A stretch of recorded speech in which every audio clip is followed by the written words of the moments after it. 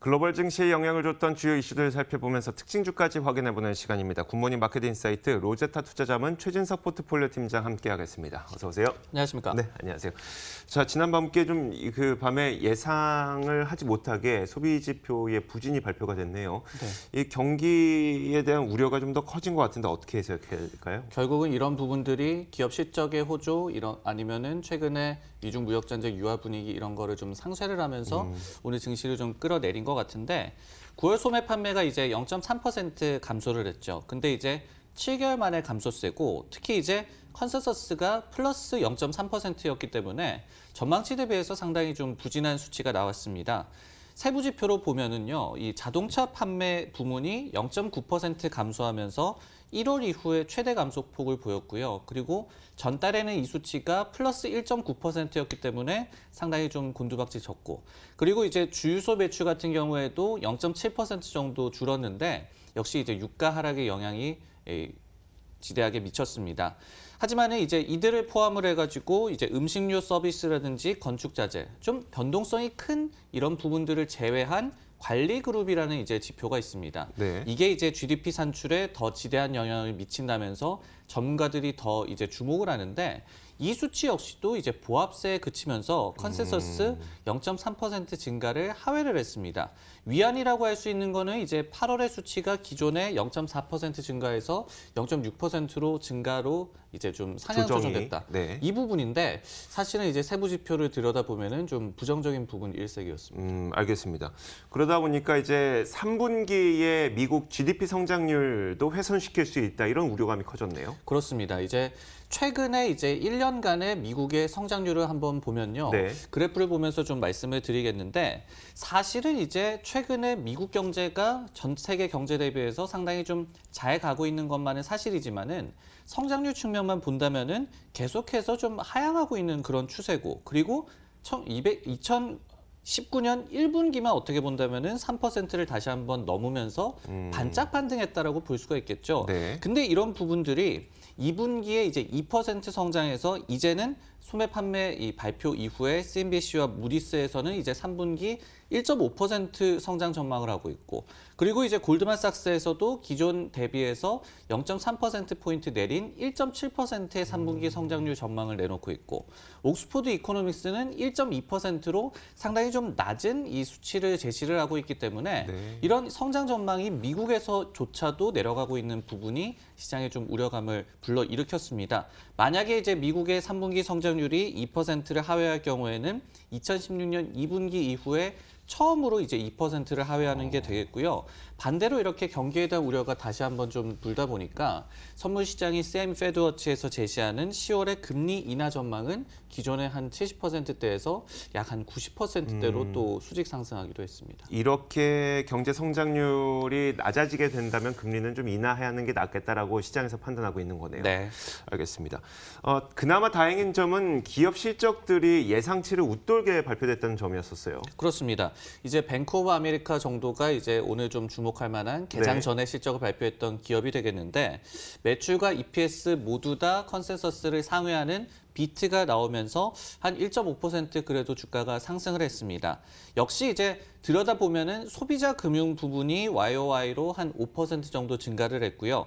대출도 7% 증가하는 등 역시 좀 일반 소비자 부문의 이 실적이 좋게 나왔고 근데 이제 뱅크 오브 아메리카 같은 경우에는 글로벌 자산이라든지 투자 관리 부문도 8% 매출 증가세가 나오면서 상당히 이제 은행주나 아니면 전체적인 어닝 시즌 초반에 긍정적인 분위기를 이어갔는데 근데 이제 소매 판매 부진 외에도 미 하원에서 홍콩 인권민주법을 이제 통과시키려고 한다고 소식이 나왔기 때문에 중국이 또 이에 대해서 보복을 예고를 했고 네네. 그리고 이제 월스트리트 저널에서는 중국이 미국산 농산물을 구매해 주는 거에 대한 아직까지도 불확실성이 남아있다라고 또 보도를 하기도 했고 이 같은 좀 악재들이 많았기 때문에 어닝 시즌에 좋았던 분위기 좀 오늘은 좀 상쇄가 됐습니다. 알겠습니다.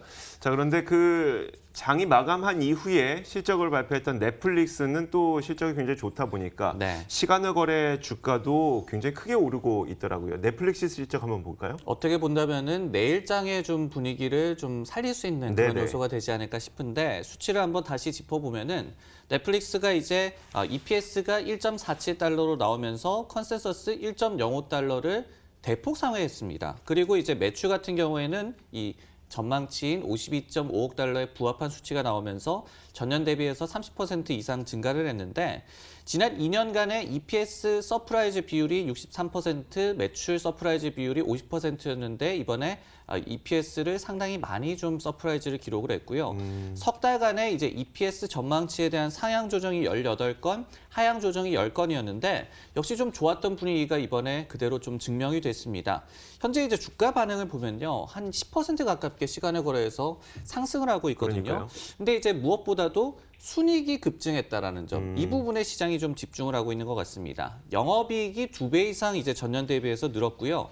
그리고 이제 넷플릭스의 영업이익률 같은 경우에도 전년에 12%에서 18.7%로 대폭 개선된 것으로 나왔습니다. 역시 이런 업체들 같은 경우에는 비용 부담에 따른 이제 수익성에 대한 좀 우려가 있는데 네. 이런 부분들을 이번에 좀 씻어주면서 지금 시간에 거래해서 주가가 많이 상승하고 있네요. 지난번 그 최진석 팀장과 함께 보냈었던 실적 시즌 때 배웠던 게 넷플릭스에서 가장 중요한 거는 지금 실적도 중요하지만 유료 가입자 수가 얼마나 늘어나느냐가 굉장히 중요하다고 했잖아요. 이번에는 좀 어땠을까요? 이번에는 677만 명이 나왔거든요. 네네. 이 수치에 대한 얘기는 조금 후에 좀 해드리고 넷플릭스의 이제 유료 가입자 수의 이 추이를 한번 보면서 히스토리를 좀 먼저 말씀을 드리도록 하겠습니다. 그래프를 한번 보시면은 지금 이제 동그라미로 표시된 부분이 넷플릭스가 이제 전망치 대비해서 상당히 좋지 않은 글로벌 신규 가입자 수를 발표했던 때인데 17년 1분기가 있고 그리고 18년 2분기가 있고 그리고 바로 지난 분기 19년 2분기가 이에 해당하게 되겠습니다. 근데 이제 흥미로운 거는 가입자 수에 대해서 미스가 난 다음 분기는 반드시 좀 반등을 해왔거든요. 네. 이제 17년 1분기에도 전망치를 약 7% 정도 미스를 했었는데 다음 분기에는 61% 서프라이즈를 기록을 했습니다. 그리고 14년 2분기 이후를 보더라도 5차례의 이제 가입자 수 미스가 나왔는데 이후에 바로 반등하지 못한 경우는 없었습니다. 근데 조금 전에 이제 677만 명을 말씀을 드렸잖아요. 네네. 이게 근데 가이던스 700만 명을 하회했습니다. 어떻게 본다면 처음으로 그러니까요. 좀 하회를 했던 그 분기가 2분기 연속으로 나온 부분이 될 텐데 하지만은 이제 시장에서는 좀 이익률 개선 측면에 조금 더 집중을 하는 것 같고요. 그리고 이제 677만 명 정도면은 좀 이해해 줄 수 있다 이런 분위기가 좀 있는 것 같고 그리고 특히 이제 해외에서는 630만 명이나 이제 가입자 수가 늘면서 네. 이 부분은 가이던스인 620만 명을 상회를 했거든요. 이런 부분들에 좀 시장이 더욱더 좀 집중을 하는 것 같습니다. 참고적으로 이제 넷플릭스가 4분기에는 신규 가입자 수 가이던스를 760만 명으로 전년에 880만 명 대비해서는 좀 낮은 수치를 제시를 했습니다. 네. 근데 이제 지금까지는 뭐 가입자 수가 이렇게 증가할 수 있었다고 쳐도 이제 당장 11월부터 네. 11월부터 몇 개의 스트리밍 서비스들이 또 서비스를 개통하다 보니까 이 여기에서 경쟁이 심화되는 거는 여전히 우려감으로 남아 있겠네요. 그리고 넷플릭스가 또 문제가 되는 거는 다른 이 스트리밍 서비스에 비해서 너무 비싸다는 거죠. 좀 그래프로 한번 준비를 해봤는데 주요 이제 스트리밍 업계에서 지금 내놓고 있는 좀 가격들을 한번 보시면요. 한 원어에서 내놓고 있는 이제 이번에 스트리밍 서비스 외 정도에서는 넷플릭스가 스탠다드 기준으로 12.99달러로 거의 가장 높죠. 그리고 이제 디즈니에서 ESPN 플러스, 디즈니 플러스 이런 거를 합친 디즈니 펀드를 내놓는데 이것과 구독료가 거의 같습니다. 그리고 이제 애플 같은 경우에는 이미 4.99달러로 상당히 좀 낮게 책정을 했었고 디즈니 플러스도 6.99달러이기 때문에 가격 경쟁에서 어떻게 본다면은 좀 손해를 보는 가능성에 대해서 시장에 좀 우려가 있는 상황입니다. 최근에 그러면서 CEO가 스트리밍 업계에 대한 좀 경쟁을 걱정하는 코멘트를 남기면서 넷플릭스가 급락하기도 했는데 근데 이번에는 이 부분에 대해서도 좀 긍정적인 부분이 나왔습니다. 모두들 스트리밍 전쟁에 집중을 하지만은 우리는 아마존이나 유튜브 등 스트리머 외에도 지난 10년 이상 전통적인 TV와 경쟁을 해왔다. 네네. 어떤 좀 자신감을 필요로 했죠. 그러면서 아직 이제 스트리밍 이 시청 시간이 TV의 10% 정도 밖에 되지 않고 모바일 시장에서는 오히려 더 낮다. 이러면서 이것을 시장의 기회로 인식하겠다. 어떻게 본다면은 좀 맞는 자신감을 말이네요. 잃었던 그런 발언에서 이번에는 자신감을 또 피력을 했기 때문에 이런 부분 역시도 오늘 좀 좋은 주가 반응의 한 원인이라고 생각합니다. 말씀 듣고 나니까 좀 생각나는 게 이런 것 같아요. 그러니까 지금 그 이제 막 신생하고 있는 어떤 사업자가 네. 우리는 더 큰 대형 기업들하고 그러니까 TV와 싸워야 될 판이지 우리 작은 애들끼리 싸우지 맙시다 이런 식의 맞습니다. 메시지를 좀 준 것 같기도 그리고 하고요. 우리는 이미 그렇게 큰 싸움을 해왔기 때문에 네네. 어떤 또 선구자다 이런 얘기도 될 수가 있겠고. 알겠습니다. 자, 넷플릭스 실적 발표까지 우리가 짚어봤습니다. 특징 조항 가지 살펴보도록 할 텐데 뭐 포토샵, 아크로벳 뭐 이런 걸로 우리한테 좀 친숙한 기업이죠. 어도비를 들고 오셨네요. 어도비가 주가가 2.4% 정도 하락을 했거든요. 어도비 같은 경우에는 이제 디지털 미디어와 디지털 익스피리언스. 디지털 미디어는 이제 포토샵이나 아크로벳, 애프터 이펙트 정도가 되겠고, 그리고 이제 디지털 익스피리언스는 애널리틱스 툴 한 7대3 정도로 매출 비중을 갖고 있는 그런 기업입니다. 근데 이제 시티그룹에서 목표 주가는 322달러에서 313달러로 소폭 내렸는데 투자 의견을 이제 매수해서 중립으로 내렸습니다. 이 때문에 주가가 좀 급락을 했는데요. 내용을 한번 살펴보니까 2020 회계연도, 즉 19년 12월에서 20년 11월까지의 가이던스가 덜 보수적일 것이다라고 얘기를 했어요. 네. 이 얘기를 한번 뜯어다 보니까 어도비가 가이던스를 보수적으로 제시하기로 유명한 그런 기업이거든요. 네. 근데 보수적으로 제시한다라는 말은 뭐겠습니까? 실제 결과는 항상 좋았다는 얘기가 되겠죠. 네네. 근데 이 IB에서 이제는 덜 보수적인 가이던스가 나올 것이다라고 얘기를 한 거는 결국은 이 성장세가 둔화될 것이다라고 해석이 됐겠죠. 그러면서 오늘 주가가 좀 하락을 했는데 간단히 보면은 11월 초에 이제 어도비가 애널리스트 데이를 개최를 합니다. 여기에서 가이던스를 발표하게 되는데 이를 앞두고 성장 둔화 우려 그리고 이익률 사수에 대한 확신이 부족하다는 얘기로 해석할 수가 있겠습니다. 애널리스트 데이가 뭘까요?